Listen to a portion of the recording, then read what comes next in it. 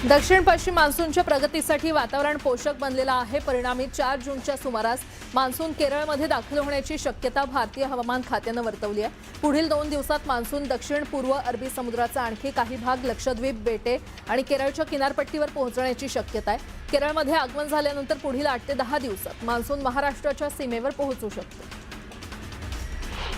Mumbai Ahmedabad bullet train प्रकल्पातील महत्त्वाचा टप्पा पार करत पालघर जिल्ह्यातील डहाणू तालुक्यातील आंबेसरी गावाजवळील 3ऱ्या पर्वतीय बोगद्याचं खोदकाम पूर्ण करण्यात आलेलं आहे। या बोगद्याचा ब्रेक थ्रू यशस्वीरित्या साध्य झाला असून त्यामुळे महाराष्ट्रातील प्रकल्पाच्या कामाला आणखी वेग मिळालेला आहे।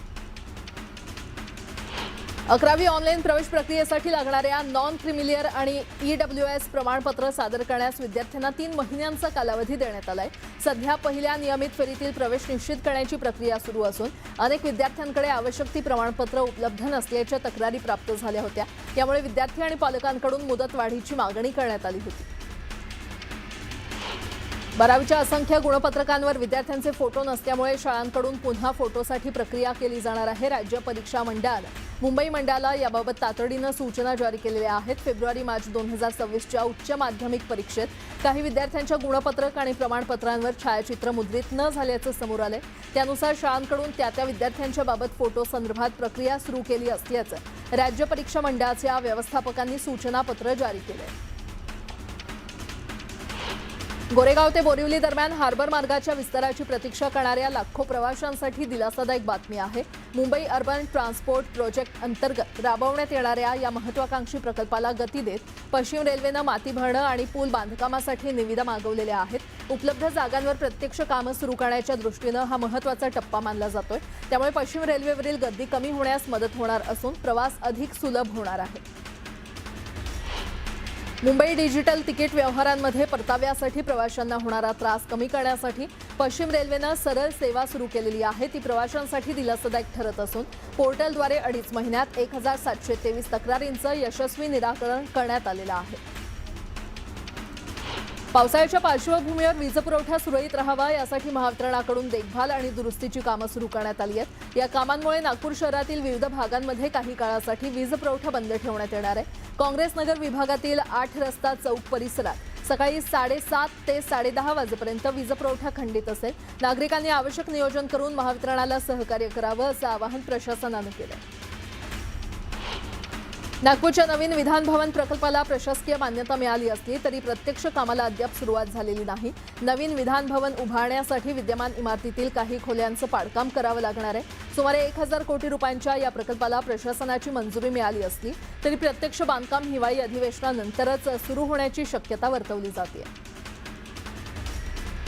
नागपूर इथे आयोजित करण्यात आलेले रेवती सुळे आणि सारंग लखानी यांचं रिसेप्शन पुढे ढकलण्याचा निर्णय घेण्यात आलाय। पंतप्रधान नरेंद्र मोदी यांनी सार्वजनिक कार्यक्रम आणि समारंभांमध्ये खर्चावर नियंत्रण ठेवण्याचं आवाहन केलं होतं। या आवाहनाचा विचार करून उद्योगपती अरुण लखानी यांनी नागपूरमधील रिसेप्शन पुढे ढकलण्याचा निर्णय घेतलाय।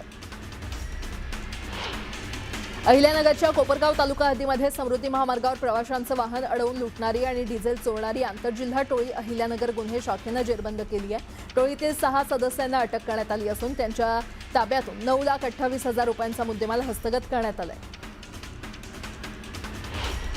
मुंबईत पावसाळ्यात पाणी साचून पूर का येतो आणि उन्हाळ्यात एवढा तीव्र का, या दोन्ही प्रश्नांचं उत्तर हे काँक्रिटीकरण असल्याचं समोर येत आहे।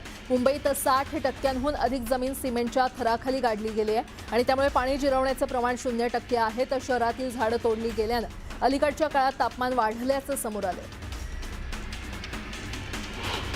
सोलापुरातील विजापूर रोडवरील हत्तुरे ब्रिज जवळ मध्यरात्री झालेल्या भीषण अपघातात 2 तरुणांचा दुर्दैवी मृत्यू झाल्याची धक्कादायक घटना समोर आली आहे। या घटनेमुळे परिसरात हळहळ व्यक्त होत आहे। घटनेनंतर ट्रक चालक फरार झालाय।